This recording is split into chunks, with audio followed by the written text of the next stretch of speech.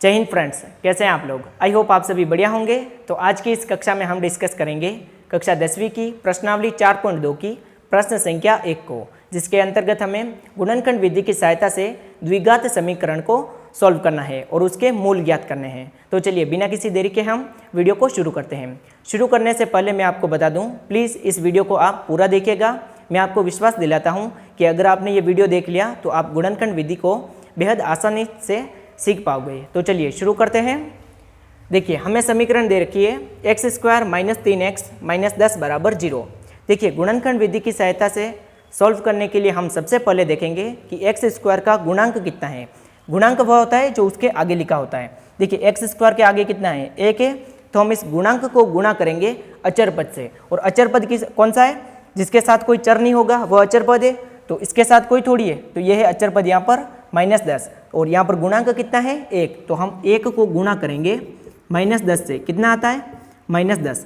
अब इस -10 के हमें दो ऐसे टुकड़े करने हैं जिनको गुणा करने पर तो आए -10, यानी कि दो संख्याएं ऐसी सोचनी है जिनको हम गुणा करें तो -10 आए और उन दोनों को जोड़ें तो आए -3। देखिए दो कौन सी संख्या होगी, एक हम किसी भी संख्या को 1 से गुणा करते हैं तो वही संख्या आती है। तो हम सबसे पहले लेंगे 1 और 10 को। देखिए 1 और 10 को गुणा करेंगे तो 10 आ रहा है, अपने को चाहिए -10। तो चलिए हम कोई सी भी संख्या माइनस लेते हैं। सबसे पहले 1 को -10 से गुणा करेंगे, -10 आ रहा है, लेकिन इन दोनों का डिफरेंस -3 थोड़ी है, तो ये दोनों संख्या क्या हो जाएगी, गलत। अब 10 में और किसका भाग जाता है, यानी कि दो ऐसी संख्या सोचनी है वापस जिनको गुणा करने पर 10 आए।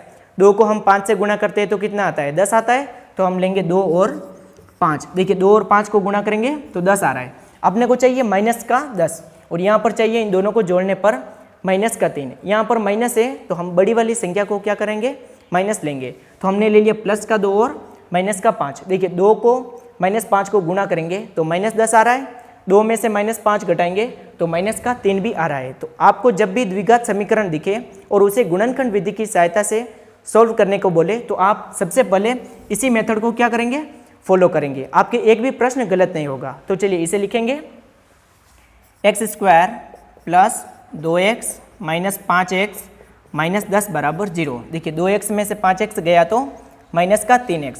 देखिए अब इन दोनों में हम कुछ कॉमन लेंगे, इन दोनों में कुछ कॉमन लेंगे। देखिए यहाँ पर x² है और यहाँ पर x कितनी बार है, एक बार, तो हम एक बार x को कॉमन लेंगे। तो यहाँ से हमने कॉमन लिया x। देखिए यहाँ पर 2 दे रखा है और यहाँ पर 1 है, तो कोई कॉमन नहीं आएगा, तो यहाँ पर बचेगा x + 2। देखिए अब x को x से गुणा करेंगे तो x², x को +2 से गुणा करेंगे तो 2x। अब अपने को वापस इस कोष्ठक में भी चाहिए x + 2 और देखिए यहाँ पर 5 दे रखा है और यहाँ पर है 10। 5 के पहाड़े में 10 आता है, 5 एकम 5, 5 दूनी 10, तो हम क्या करेंगे 5 को कॉमन लेंगे।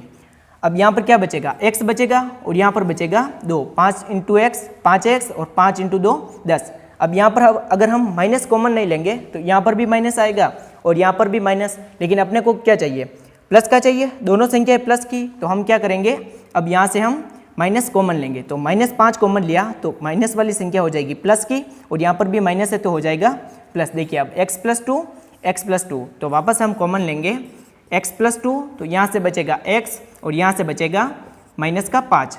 अब हमें क्या ज्ञात करना है, इनके मूल ज्ञात करने, और बराबर में क्या चल रहा है अपने 0। तो अब हम इन दोनों को 0 के बराबर लिख देंगे। तो x + 2 = 0, तो x बराबर आएगा -2, इधर +2 है तो पक्षांतरण करने पर -2, और इधर x - 5 = 0 है तो x बराबर आएगा +5, यानी कि पहला मूल तो हो जाएगा x बराबर -2 और दूसरा आ जाएगा x बराबर 5। इस तरीके से आप गुणनखंड विधि को सीख सकते हैं। तो चलिए सबसे पहले इसका आप स्क्रीनशॉट ले लीजिएगा। चलिए अब हम इसके दूसरे पार्ट को सॉल्व करते हैं और दूसरा प्रश्न दे रखा है 2x² + x - 6 = 0। देखिए इसमें x² का गुणांक कितना दे रखा है अपने को, 2, और अचर पद दे रखा है -6। तो हम सबसे पहले क्या करेंगे, इस अचर पद को गुणा करेंगे इस गुणांक से। तो 2 को -6 से गुणा करेंगे तो कितना आएगा, -12। अब इस -12 के हमें दो ऐसे टुकड़े करने हैं जिनको गुणा करने पर तो आए -12 और उन दोनों को जोड़ने पर आए +1। x के आगे कुछ नहीं है, मतलब क्या है, 1 है। देखिए ऐसी संख्या दो सोचनी है। सबसे पहले हम देखेंगे 1 और 12। 1 और 12 को गुणा करेंगे तो 12 आ जाएगा, लेकिन अपने को चाहिए +1। 1 और 12 का डिफरेंस कितना है, 11 है, तो 1 आने के तो कोई चांस नहीं है, तो इसको हम क्या कर देंगे, कैंसिल कर देंगे, यानी कि गलत हो जाएगा। दूसरा अब हम क्या करेंगे, दूसरी संख्या कैसी सोचेंगे हम, 2 और 6 सोच देंगे। 2 का भाग 6 में देंगे, सॉरी 2 को 6 से गुणा करेंगे तो कितना आएगा 12। तो दूसरी संख्या लेंगे 2 × 6। 2 को 6 से गुणा करेंगे तो 12 आ रहा है, अपने को चाहिए माइनस का, तो चलिए इसको माइनस लेते हैं। 2 को -6 से गुणा करेंगे, -12 तो आ रहा है, लेकिन इन दोनों का डिफरेंस कितना आ रहा है अपने, एक डिफरेंस थोड़ी आएगा। 2 में से 6 घटाएंगे तो कितना आएगा -4, और चाहे 6 में से हम 2 घटाएं तो भी कितना आ रहा है +4, तो डिफरेंस 1 नहीं आ रहा है, तो ये भी क्या हो जाएगा गलत। 12 में और किसका भाग जाता है, 3 का जाता है, 3 चौक 12, तो हम लेंगे 3 और 4। देखिए 3 को 4 से गुणा करेंगे तो 12 आ रहा है, अपने को चाहिए प्लस का 1, यानी कि डिफरेंस कितना चाहिए, प्लस का 1 चाहिए, और इन दोनों का डिफरेंस भी क्या है 1 है। अब यहाँ पर हम माइनस का 3 लेंगे, क्योंकि 4 में से 3 घटाएंगे तो आएगा प्लस का 1। अगर हम इसकी जगह पर माइनस का 4 लें तो 3 में से -4 घटाएंगे तो कितना आएगा -1, और यहाँ पर अपने प्लस का चाहिए, इस कारण से हम प्लस का तो लेंगे 4 और माइनस का लेंगे 30। इस प्रकार से हम इसको तोड़ेंगे। तो यहाँ पर लिखेंगे हम 2x², इस प्लस x की जगह लिखेंगे -3x + 4x - 6 = 0। अब हम कॉमन लेंगे, देखिए x² और यहाँ पर है x, तो यहाँ से x कॉमन आएगा, यहाँ पर 2 दे रखा है और यहाँ पर 3, कुछ कॉमन नहीं आ रहा है तो रहने देंगे। तो यहाँ पर बचेगा 2x, और यहाँ से x कॉमन ले लिया तो क्या बचा -3। अब देखिए यहाँ पर माइनस है, यहाँ पर भी माइनस है, तो हम माइनस को कॉमन नहीं लेंगे, तो यहाँ पर लिखेंगे प्लस।